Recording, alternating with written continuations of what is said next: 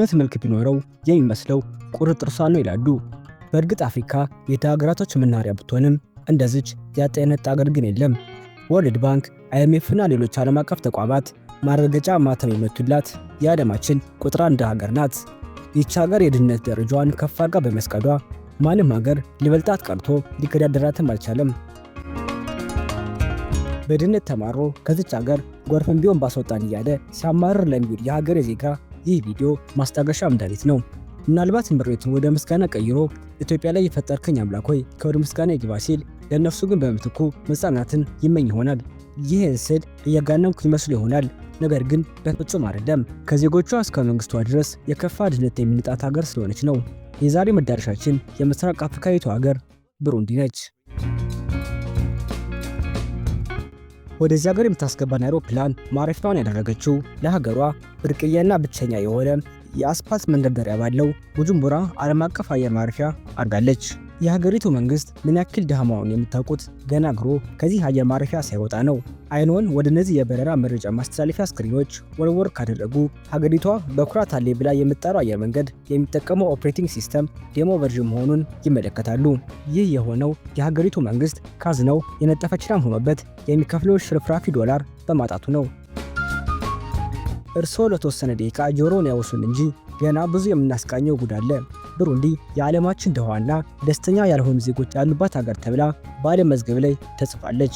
የምትገኘው በምስራቅ አፍሪካ ሲሆን ታላቁ የምስራቅ አፍሪካ ስምጥ ሸለቆ የሚነካቸው ሀገራቶች ውስጥ አንዷ ነች። በ1890 ጀርመን በቀኝ ግዛት የወረቻት ሀገር ብትሆንም በመጀመሪያው የዓለም ጦርነት ሽንፈትን በመከናነቧ ቤልጂየም ጀርመንን ተክታ ብሩንዲ ቀኝ ገዝታታለች። የቆዳ ስፋቷ 27834 ኪሎ ሜትር ስኩዌርን ያካልላል። 12.5 ሚሊዮን ዜጎች ያሏት ይህች ሀገር ሁሉም በሚባል ደረጃ 90% የሀገሪቱ ህዝቦች በእርሻ ስራ ላይ የተሰማሩ ናቸው። ይህም ሆኖ ግን በምግብ ራሷን መቻል አልቻለችም። ይባስ ብሎ በየቀኑ በርካታ ሰዎች በረሃብ ምክንያት ህይወታቸው ያልፋል። የሀገሪቱ መልክዓ ምድር ተራራማ በመሆኑ እንደ ልባቸው አርሶ እንዳይበሉ እንቅፋት ሆኖባቸዋል። ብሩንዲ ከገንዘብም ብቻ ሳይሆን ከተፈጥሮም የተጣላች ሚጢጥዬ ድሃ ሀገር ናት። በዚች ሀገር በሚኖረን ቆይታ በርካታ ህፃናትን በየመንገዱ ሊመለከቱ ይችላሉ። የዚች ሀገር ህፃናት በአሻንጉሊቶችና በትናንሽዬ መኪኖች እየቦረቁ ለመጫወት አልታደሉም። ቢነዱ ከሃይላንድ የተሰራ መኪና እያንከባለሉ ቢጠልዙም ከቅል የተሰራ ኳስ ነው። 65% የሚሆኑ የብሩንዲ ዜጎች እድሜያቸው ከ25 ዓመት በታች ናቸው።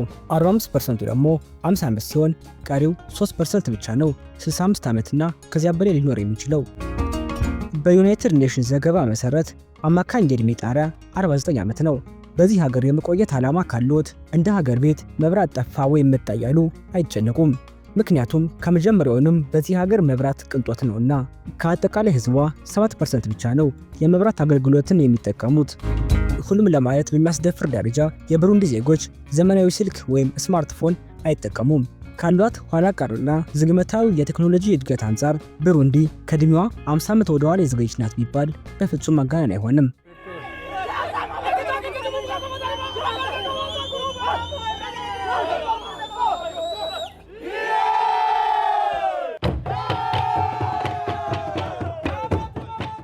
የብሩንዲ ዜጎች ገላቸውን ለመታጠብ የሰማዩ ደመና የያዘውን ዝናብ እስከሚለቀው ድረስ መታገስ የግድ ይኖርባቸዋል።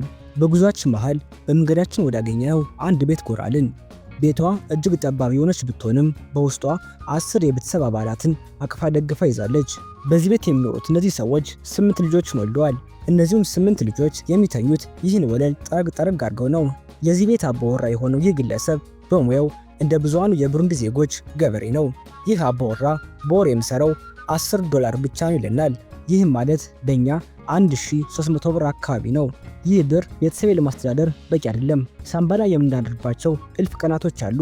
በዚህም ሳቢያ 2 የ7 እና የ9 ዓመት ልጆቼን በራብ ሳቢያ በሞት አጥቻለሁ ሲል ስሜቱን ገለጸ።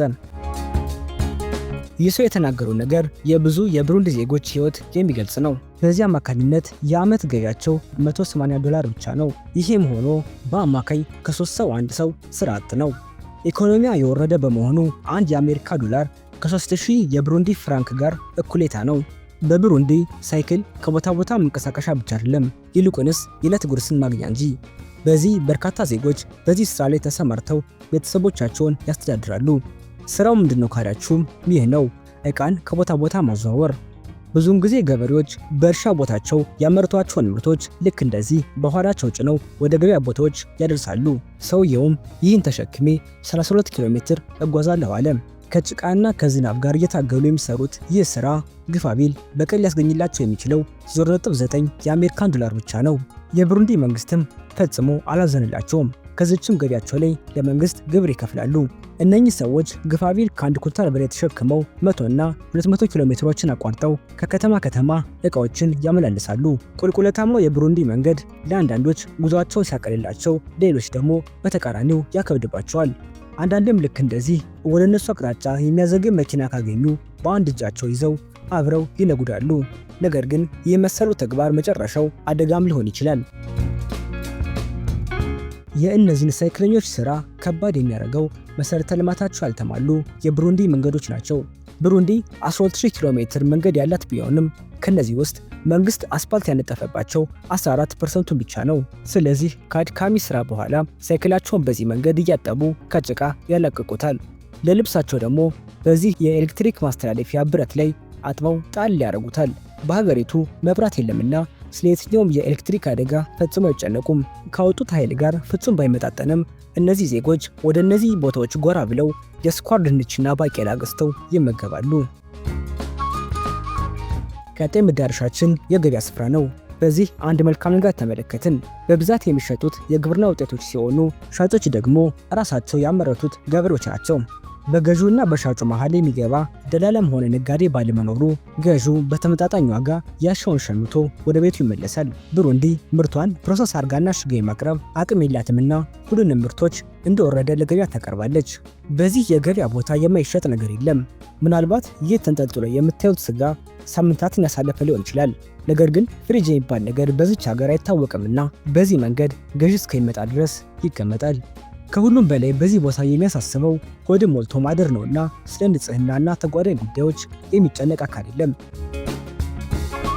በዚህ ቦታ ያለንን ቆይታ አገባደን ወደ መኪና ስንገባ እነዚህ የብሩንዲ ወጣቶች በመኪናው መስኮት እያጮለቁ ገንዘብ ይለምኑ ገቡ።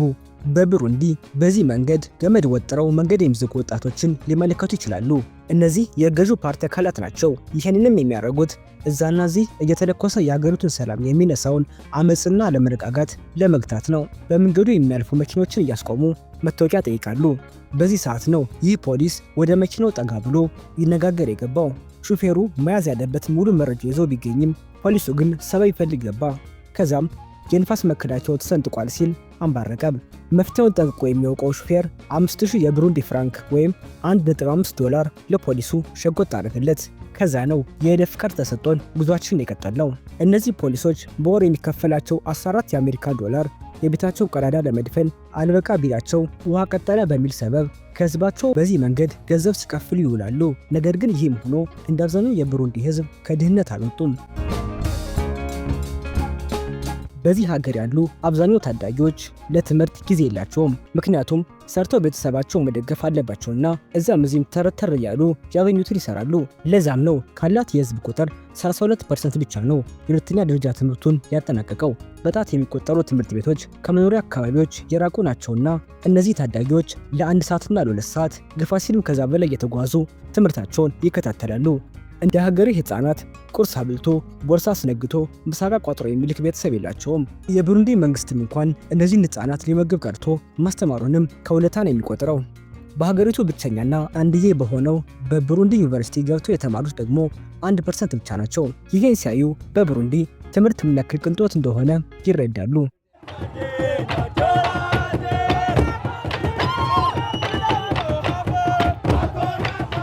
ለዜጎች አስፈላጊ የሆኑ እንደ ስኳር፣ ዘይት፣ ቡና ብሎም ሲሚንቶ የማምረት ስራ የተያዘው በአንድ ኩባንያ ብቻ ነው። አዎ በብሩንዲ ውስጥ እነዚህን የዕለት ተዕለት አስፈላጊ የሆኑ ነገሮች የሚመረቱት በሞኖፖል ጠቅልሎ በያዘው አንድ ኩባንያ ብቻ ነው። ምናልባት ቀኑ ቅዳሜ ከሆነ የብሩንዲ ህዝብ ከያለበት ሆ ብሎ መውጣት ይጀምራል። በአንድ እጃቸው አካፋ በአንድ እጃቸው ደግሞ መጥረጊያ ይዘው መንገዳቸውንና አካባቢያቸውን መስራት ይጀምራሉ። ይህ ተግባር ይበል የሚያሰኝና ሌሎች ሀገራትም መማሪያ የሚሆን ነው። የብሩንዲ ዜጎች በህይወት ከሚኖሩት በሞት ሲለዩ ያለው ህይወታቸው ሲያምር አይቀርም። ለዚህም ማሳያ እነዚህ የመቃብር ስፍራዎች ናቸው። ለነገሩ እነዚህ በህይወት ሳሉ በኢኮኖሚ ትንሽ ሻል የሚሉ የነበሩ የማህበረሰቡ ክፍሎች ናቸው። የድሃ ደሁ ማረፊያ ግን ይህ ነው። ለሀገሩ አዲስ ናችሁ ብሎ ካሰበ አንዱ ፖሊስ ወደ እናንተ አቅንቶ ያለ ጥፋታችሁ ዘብጥያ ሊወርዶትም ይችላል። ለዚህ ግን አንድ መፍትሄ ያለው ኪሶ እንዳበሳገው ትንሽም ቢሆን ለፖሊሱ ማቃበል ነው። በዚህ ሀገር ያሉ ዜጎች በእነዚህ መሰል ፖሊሶች ተማራን ይላሉ። ሙስናና ስርቆት ከዘራቸው ነውና መንግስትም አላየውም አልሰማውም ሲል ጆሮ ዳባ ልበስ ብሏል። በብሩንዲ ህዝብ ገንዘብ ማጣት ስንገረም ከነመፈጠሩ ገንዘብን የሚያውቁ ማህበረሰቦች እንዳሉ ብንነግራችሁስ? እነዚህ ሰዎች እንደ ማንኛውም የብሩንዲ ዜጋ አምራች ናቸው። ነገር ግን ምርታቸውን ገቢ ወስዶ በመሸጥ ፋንታ የራሳቸውን ሆድ ለመሙላት ይጠቀሙበታል። በብሩንዲ ሴት ልጅ ለትዳር የምትታጨው ገና በአስራዎቹ ዕድሜዋ ላይ ነው። ልጅ በእድሉ ያድጋል የሚለው ያረጀ ብሂል እዚህም ሀገር ሳይኖር አይቀርም። አንዲት ሴት በአማካኝ 5 ልጆችን ትወልዳለች። በዚህ ያሉ ህፃናት ማግኘት ያለባቸውን እንደ አይረን፣ ቪታሚን ኤ፣ አዮዲንና ዚንክ የመሰሉ አስፈላጊ ንጥረ ነገሮችን ባለማግኘታቸው ዝቅተኛ የሆነ የአይኪው መጠንና በአካልም ሆነ በአእምሮ እድገት ውስንነት በጉልህ ይታይባቸዋል። የደም ማነስ በብሩንዲ በርካታ የዜጎቿን ክፍል የሚያጠቃ በሽታ ነው። በዓለም የምግብ ፕሮግራም ሪፖርት መሰረት ከ5 ህፃናት ቢያንስ አንዱ ገና 5 ዓመት ሳይሞላው ህይወቱ ይቀጫል። የህክምና መሰረተ ልማቷም የህዝቦቿን ቁጥርና ችግር ያማክል አይደለም። በሬሾ ብናስለው በብሩንዲ አንድ ዶክተር ለ35000 ዜጎች ይደርሳል። የሆስፒታልን ደጅ ረግጠው የሚያውቁ በሚሊዮን የሚቆጠሩ ዜጎችም አሉ። ነገር ግን ሳይታመሙ ቀርተው እንዳይመስለው፣ ይልቁንስ ሆስፒታል ሄዶ የመታከሙ ሂደት በራሱ ራሱን የቻለ ሌላ ህመምና ስቃይ በመሆኑ ነው። ለዚህም ሲሉ ቤት ባፈራው ሀገር በቀል መድኃኒት ራሳቸውን ለመፈወስ ይታገላሉ። 84% የሚሆነው የብሩንዲ ህዝብ በእምነቱ ክርስቲያን ነው። 2.5ቱ ደግሞ ሙስሊም፣ የቀረው 13.5% ደግሞ ምንም ሃይማኖት የሌለው ነው። ጀርመንን ተክታ በቀኝ ግዛት የገዛቻት ቤልጂየም ስልጣን በያዘችበት ማግስት ያደረገችው ይሄንን ነው። ባላቸው የሰውነት ቅርጽ ልዩነት ተመርኩዛም በብሩንዲ ውስጥ የተለያዩ ጎሳዎችና ማህበረሰቦችን ፈጠረች። ከነዛ ውስጥ ዋናዎቹ ቱትሲና ሁቱ ናቸው። በባንዲራዋ ላይ ተስለው የሚታዩት እነዚህ 3 ኮከቦችም እነዚህን ዋና ዋና የሀገሪቱ ጎሳዎችን የሚያመለክቱ ናቸው። በማንነታቸው ከፋፍላ መለያ የሰጠቻቸው ቤልጂየም በ1992 ማብቷ ደርሶ ከሀገራቸው ብትወጣም ጠንሳው የሄደችው ሴራ ግን በቀላሉ አልከሸፈም። በብሩንዲ ውስጥ ያሉ ጎሳዎች መለያቸውን እያዩ ጦር የማዘዙ ገቡ። ይህም የዘር ግጭት እስከ 2005 ድረስ የቆየና ከ300,000 በላይ የሚሆኑ ዜጎችን ህይወት ቅርጥፍ አድርጎ የበላ ነው። ብሩንዲ ድህነት ጠንቶ ቤቱን ቢሰራባት የገዛ ልጆቿን ትሸጣቸው ይዛለች። ለአብነት ያክል ኡጋንዳ ከገዢዎች መሃል አንዷ ነች። በዚያም ሄደው ከባድ የሆነ የግብርናና የጉልበት ስራ ይጠብቃቸዋል። ይህ ሁሉ ሲሆን የሚሸጡበት ዋጋ 50,000 የብሩንዲ ፍራንክ ወይም 15 የአሜሪካን ዶላር፣ በእኛ ሀገር ደግሞ 2,000 ብር አካባቢ ማለት ነው። ምናልባት ብሩንዲ ለምን የዓለማችን ድሃ ሀገር ሆነች ብለው ለማወቅ ሲጠብቁ ከነበር እንግዲያውስ ልንገሮ። ቤልጂየም በብሩንዲ ውስጥ የሰራችው የከፋፍለ ግዛው ሴራ ዜጎቿን በዘር ከፋፍሎ ለግጭትና ለሰቆቃ ህይወት ዳርጓቸዋል። ለበርካታ ውድመትና ያላቸውንም ሀብትም በአግባቡ እንዳይጠቀሙ እንቅፋትም ሆኖባቸዋል። ሌላኛው ደግሞ ከበላይ የሀገሪቱ አስተዳደሮች ጀምሮ እስከ ታችኛው እርከን ድረስ የተንሰራፋው ሙስናና ህገወጥ አሰራር ነው። ለአብነት በዚህ ቪዲዮ ላይ ቀንጨመን የተመለከትነውን ሁነት ማየት በቂ ነው። የህዝብ ቁጥሯ ያለቅጥ መብዛትም ለድህነቷ ዋነኛ ምክንያት ነው። ከዚህም ባለፈ ምንም አይነት የባህር በር የሌላት፣ በርካታ ዓለም አቀፍ ማዕቀቦች የተጣሉባት፣ ለውጭ አገር ገበያም ተቀርበው ይሄ ነው የሚባል የረባ ምርት ስለሌላትና በእውቀት የዳበሩ በሳል መሪዎችን በማጣቷ ዛሬ ላይ የዓለማችን ድሃ ሀገር ተብላለች። ሞኝ ከራሱ ብልህ ከሰው ህይወት ይማራል ነውና ከዚች ሀገር ምን ተማራችሁ? በዘር ተከፋፍሎ እኔ በልጥ የሚሉት ጨዋታ መጨረሻው ልክ እንደ ብሩንዲ የድህነትና የመከራ ህይወት ነውና ቆም ብለን ብናስብ ባይ ነኝ። በብሩንዲ የነበረን ቆይታ ጨርሰን ወደ በለጸገችውና ወደ ሀብታሙ ሀገራችን እንመለስ። የባሰ ታምታ ነውና ብሩንዲን ለተመለከተ ሰው ኢትዮጵያን ሀብታም ያሉ ቢያመኳሻት ከቶ ምን ሊገርም። ውድ ተመልካቾቻችን እርስዎ ሳብስክራይብ አድርጎ ቤተሰብ ይሁኑን እንጂ ይዘኖት የማንገባውና የማናስዳስሶ የዓለም ጥግ የለም። ቪዲዮን ከወደዱት ላይክ አድርጎ ያሳውቁን። ለሐሳብና ለአስተያየቶ ደግሞ ኮሜንት ማድረግ እንዳይረሱ። ለዛሬ በዚህ አበቃው። በቀጣይ በሌላ አሪፍ ቪዲዮ እስከምንገናኝ ድረስ ሰላም ቆዩልኝ።